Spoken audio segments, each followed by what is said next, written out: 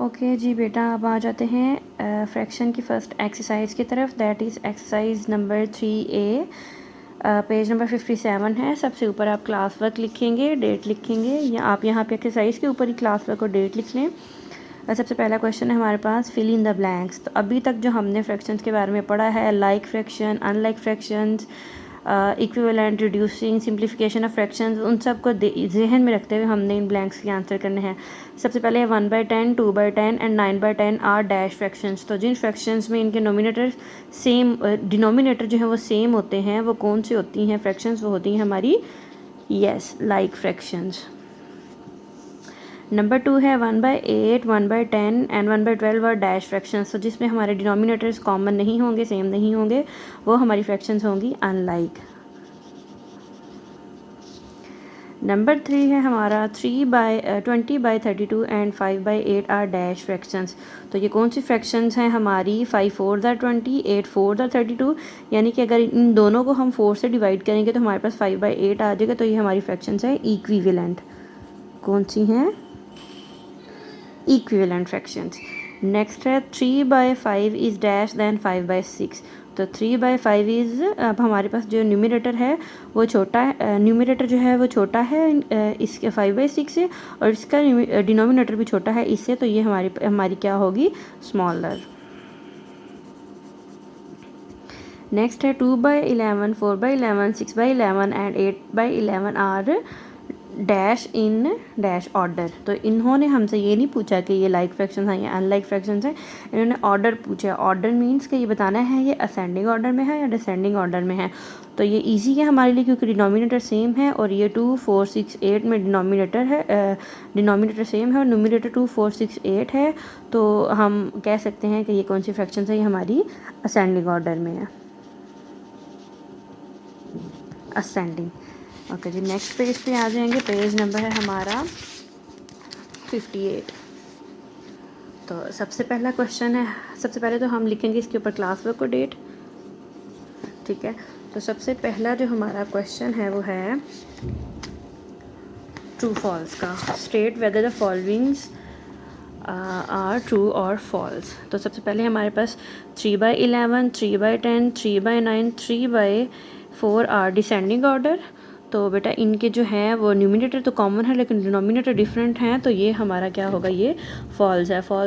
Ascending order में हम क्या करते हैं? इनके डिनोमिनेटर को कॉमन लेते हैं। The reduced form of 5/15 is 1/3। Check कर लेते हैं, अगर हम इसको डिवाइड करें ऊपर भी 5 से नीचे भी 5 से, तो ये 5 1 ज़ा 5 और ये 5 3 ज़ा 15 आ जाएगा। तो ये हमारी क्या होगी? ट्रू। 3/5 is greater than 7/10। यानी कि 3 सेलेक्टेड पार्ट हैं, टोटल पार्ट 5 हैं, और 7 सेलेक्टेड पार्ट है तो और 10 टोटल पार्ट हैं, तो ये वाली ग्रेटर होगा, ये फॉल्स होगी स्टेटमेंट, ठीक है।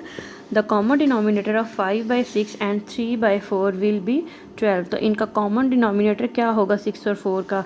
हम यहाँ पे सॉल्व करके इसका एलसीएम फाइंड करके देखते हैं 6 और 4 का, ठीक है। तो 2 3 ज़ा 6, 2 2 ज़ा 4, 2 1 ज़ा 2, 3 1 ज़ा 3, 3 2 2 ज़ा 4, 4 3 ज़ा 12। तो ये 12 ही है, दिस इज़ ट्रू, ठीक है। नेक्स्ट है हमारे पास like fraction have the same denominators. जो हमारी लाइक फ्रैक्शंस होती हैं उनके डिनोमिनेटर सेम होते हैं, यस दैट इज़ ट्रू, ठीक है।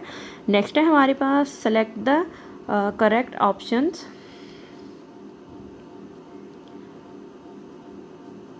Select the correct answers from the given options. सबसे पहला है the lowest form of 100/275 is. तो हमने क्या करना है? इसको डिवाइड करना है, यानी रिड्यूसिंग इसकी फॉर्म 5 फाइंड करनी है। पहले हम इसको करते हैं 5 से। 5 2 ज़ा 10, 5 5 ज़ा 25, 5 5 ज़ा 25। तो ये मज़ीद हमारा 5 से 5 5 ज़ा 25, 5 5 ज़ा 25, ये हमारा अगेन 5 से हो रहा है। 5 4 ज़ा 20, 5 1 ज़ा 5, 5 1 ज़ा 5। तो हमारे पास कौन सी फॉर्म आ गई है? सबसे रिड्यूसिंग 4/11। नेक्स्ट है 2/9, 1/4, 7/12 arranged in ascending order are. अब इनको हमने असेंडिंग ऑर्डर में अरेंज करना है। तो 2/9, 1/4, 7/3 है, तो सबसे पहले हमारा होगा 7/12। उसके बाद है 1/4, उसके बाद है 2/9। बेटा ये हम सॉल्व करेंगे इसको कॉपी के ऊपर, जैसे मैं आपको नेक्स्ट क्वेश्चंस करवाऊंगी तो उसके बाद आपको इसका सॉल्व करने का मेथड जो है वो पता चल जाएगा। तो अभी आप इसकी ऑप्शन को टिक करें, आपको मैं क्वेश्चन सॉल्व करके बताती हूँ। The reduced form of 128 by 336 is, तो हमने इसकी रिड्यूसिंग फॉर्म बतानी है 128 बाय 336। तो इसकी जो रिड्यूसिंग फॉर्म यानी कि हमने इसको मज़ीद डिवाइड करना है, ठीक है। तो हम 4 से करते हैं पहले इसको। 4 3 ज़ा 12, 4 2 ज़ा 8, 4 8 ज़ा 32, 1 कैरी, 4 4 ज़ा 16। अगेन हम इसको 4 से करेंगे। 4 8 ज़ा 32, 4 2 ज़ा 8, 4 1 ज़ा 4। तो हमारे पास इसकी जो रिड्यूसिंग फॉर्म है वो 8/21 आ गई है। नेक्स्ट है 15/64 एंड 3/8 आर डैश। ये क्या है? ये इक्विवेलेंट फ्रैक्शन है, इक्विवेलेंट फ्रैक्शन है, लाइक फ्रैक्शंस हैं या अनलाइक फ्रैक्शंस हैं। तो इन दोनों का जो डिनोमिनेटर है, अगर हम देखें तो 8 8 ज़ा 64 है, यानी कि 8 से अगर हम मल्टीप्लाई करें और 3 8 ज़ा हमारा जो है 24 आता है, तो ये इक्विवेलेंट तो नहीं है। तो इनके जो हैं डिनोमिनेटर भी डिफरेंट है, तो ये हमारी अनलाइक फ्रैक्शंस होंगी, ठीक है। कोई भी कंडीशन फुलफिल नहीं करी तो ये अनलाइक फ्रैक्शन है। Unlike fractions have the same denominator, different denominator, one as denominator the same numerator. तो अनलाइक फ्रैक्शंस के जो होते हैं वो डिफरेंट डिनोमिनेटर्स होते हैं। Circle the sets of like fraction, like fractions को हमने सर्कल करना है यानी जिनके डिनोमिनेटर सेम है। तो हम इसमें सर्कल करेंगे 3/12 एंड 5/12 को। इसमें हमारी कौन सी है? 1/15 एंड 6/15, सॉरी 6/15। नेक्स्ट इसमें हमारी जो कॉमन लाइक फ्रैक्शंस हैं वो कौन सी हैं? बी पार्ट में 16/20, 9/20, और डी पार्ट में हमारी कौन सी हैं लाइक जिनके डिनोमिनेटर्स कॉमन है? 91/100 एंड 89/100। नेक्स्ट पेज पे आ जाएंगे। पेज नंबर है हमारा 59, क्वेश्चन नंबर 5 है। इसमें वो क्या कह रहे हैं? Whether write whether the following pairs of fractions like और अनलाइक। तो सिंपली हम इनके साथ ये लिखेंगे कि ये फ्रैक्शंस जो पेयर्स हैं ये लाइक हैं या अनलाइक हैं। तो सबसे पहला है हमारे पास 3/12, 5/12, इनके डिनोमिनेटर जो हैं वो कॉमन है, तो ये हमारी कौन सी फ्रैक्शन होगी? लाइक। बी पार्ट में इनके डिनोमिनेटर कॉमन है, तो ये भी हमारी लाइक होगी। इनके डिनोमिनेटर्स डिफरेंट हैं, तो ये हमारी अनलाइक होगी।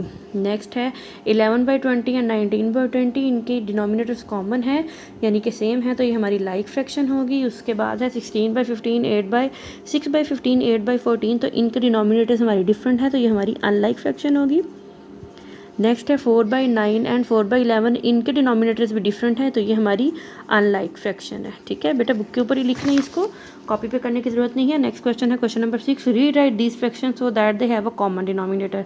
अब हमने क्या करना है? इन फ्रैक्शंस को दोबारा से लिखना है ताकि इनके कॉमन डिनोमिनेटर्स हो जाएं। आपको याद होगा ये जो पीछे मैंने एग्जाम्पल्स आपको 3rd चैप्टर की करवाई हैं, उनमें ये मैंने आपको बहुत ज़्यादा एग्जाम्पल्स इनकी समझाई हैं। ये जो क्वेश्चन है हमारा ये बुक पे नहीं होगा, इसके लिए आप अपनी कॉपी ओपन करेंगे, पेजेस प्रिपेयर करेंगे, ठीक है, लाइक दिस। क्लास वर्क लिखेंगे, डेट लिखेंगे, पेज नंबर लिखेंगे 59, एक्सरसाइज 3A, ठीक है। तो क्वेश्चन 6 है rewrite these fraction so that they have the common denominator. तो ए पार्ट है 1/2 एंड 1/4। तो इसको हमने कैसे रीराइट करना है कि कॉमन फ्रैक्शन, सबसे पहले हम 2 और 4 का एलसीएम लेंगे, ठीक है। एक ही बॉक्स में रख के, एक ही प्लॉट में रख के इसका ले लेंगे। 2 और 4, 2 1 ज़ा 2, 2 2 ज़ा 4, कॉमा लगा सेंटर में, 2 1 ज़ा 2, ये तो 1 ही आ जाएगा। अब 2 1 ज़ा 2, अब हम इन दोनों को मल्टीप्लाई करेंगे, 2 2 ज़ा 4, और तो ये हमारे पास क्या आ जाएगा? ये एलसीएम है। एलसीएम हमारे पास 4 आ गया, तो हम क्या करेंगे? डिनोमिनेटर्स को 4 के इक्वल करेंगे। ये हमारा 4 ही है, ये ऐसे ही नीचे आ जाएगा। अभी हमारा 2 है, तो 2 2 ज़ा 4 होगा। 2 2 ज़ा 4 है, नीचे भी 2 से मल्टीप्लाई किया तो ऊपर भी 2 से मल्टीप्लाई किया, तो ये हमारा हो गया 2/4 और ये 1/4, ठीक है। इस तरह से हम इसको कॉमन डिनोमिनेटर करके लिखें। बी पार्ट है हमारा 3/5 एंड 7/15। तो अब इनमें हम क्या करेंगे? 5 और 15 का एलसीएम लेंगे, ठीक है। इसी तरह से हम 5 और 15 का एलसीएम लेंगे। 5 जो है इसके टेबल में नहीं जाता, 5 को ऐसे ही लिख लेंगे। 15 तो जाता है ना, 15 3 5 ज़ा 15, आगे 5 से करेंगे, 5 1 ज़ा 5 और 5 1 ज़ा 5, ठीक है, 1 आएगा यहाँ पे, ठीक है। एलसीएम क्या होगा? 3 को 5 से मल्टीप्लाई करेंगे तो 15, एलसीएम हमारा 15 आ गया, यानी कि हमने इनके डिनोमिनेटर्स को 15 के इक्वल करना है। तो 3 ये तो 15 है, इसलिए हम इसको ऐसे ही लिख लेंगे। एंड 5 3 ज़ा 15 होता है, डिनोमिनेटर को भी 3 से मल्टीप्लाई करेंगे और न्यूमिनेटर को भी 3 से मल्टीप्लाई करेंगे। 3 3 ज़ा 9, 5 3 ज़ा 15 and 7/15, this is our answer. उसके बाद है हमारा 2/3 एंड 5/6। 2 क्वेश्चंस करने के बाद तो हमें पता चल ही गया कि हमने कैसे इसका लेना है एलसीएम। तो हम सिंपल इसका सामने से ले लेते हैं। इसका एलसीएम 6 होगा, 3 2 ज़ार 6 है तो 6 1 ज़ार 6 ही होगा।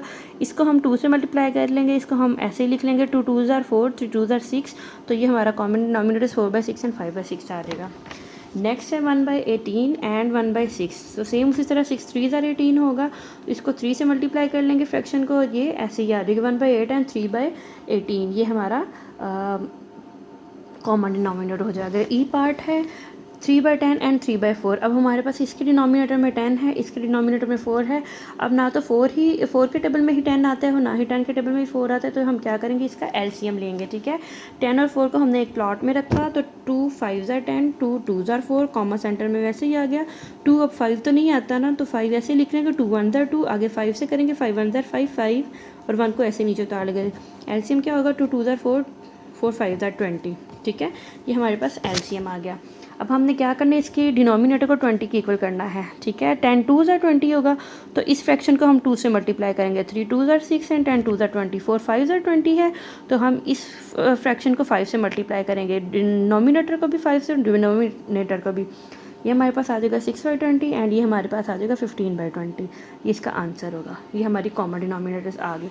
नेक्स्ट है हमारे पास D part, sorry F part. पीछे हमने ई पार्ट किया, अब हमने करना है एफ पार्ट। 2/7 एंड 5/14 सेम वही आ गया। 7 2 ज़ार 14 है, तो इसका एलसीएम 14 ही होगा। तो इस फ्रैक्शन को हम 2 से मल्टीप्लाई कर लेंगे, ये ऐसे ही लिख लेंगे 2 2 ज़ार 4 एंड 7 2 ज़ार 14, तो 4/14 एंड 5/14 ये हमारा आंसर होगा। जी पार्ट है हमारे पास 1/4 and 2/5,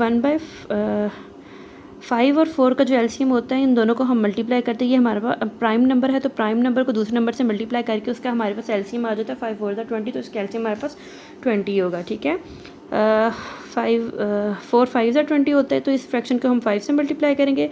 1 multiply by 5, 4 multiply by 5 and 5 4 ज़ार 20 होता है, इस फ्रैक्शन को हम 4 से मल्टीप्लाई करेंगे। ठीक है, 5 1 ज़ार 5, 4 5 ज़ार 20, 4 2 ज़ार 8, 4 5 ज़ार 20, तो इसका जो आंसर होगा 5/20 एंड 8/20 आ जाएगा। नेक्स्ट जो हमारा एज पार्ट है 3/4 एंड 5/6 है। ठीक है, तो बेटा इसका हम एलसीएम लेंगे 4 और 6, 2 2 ज़ार 4, 2 3 ज़ार 6, 2 1 ज़ार 2, 3 को ऐसे ही लिख लेंगे, 3 1 ज़ार 3, 2 2 ज़ार 4, 4 3 ज़ार 12, तो हमारे पास इसका एलसीएम आ जाएगा 12। ठीक है, तो अब हमने इसके डिनोमिनेटर को 12 के इक्वल करना है। 4 3 ज़ार 12 होता है, इस फ्रैक्शन को 3 से मल्टीप्लाई करेंगे। 6 2 ज़ार 12 होता है, तो इस फ्रैक्शन को हम 2 से मल्टीप्लाई करेंगे। 3 3 ज़ार 9, 4 3 ज़ार 12, 9/12, 5 2 ज़ार 10, 6 2 ज़ार 12, तो 10/12, तो ये इसका हमारे पास आंसर आ गया। ठीक है, अब नेक्स्ट क्वेश्चन बुक के ऊपर देखते हैं क्या है।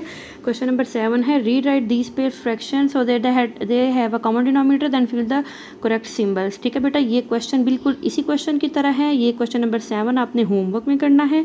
ठीक है, बिल्कुल इसी तरह से आपने कॉमन डिनोमिनेटर्स लिखने और बताना है कौन सा ग्रेटर आया है आपका आंसर और कौन सा बड़ा आया है। ठीक है, यहाँ पे। ठीक है, ये कॉपी पे आप सॉल्व करेंगे, यहाँ पे नहीं होगा ये। ठीक है, क्वेश्चन नंबर 8 की तरफ आ जाते हैं।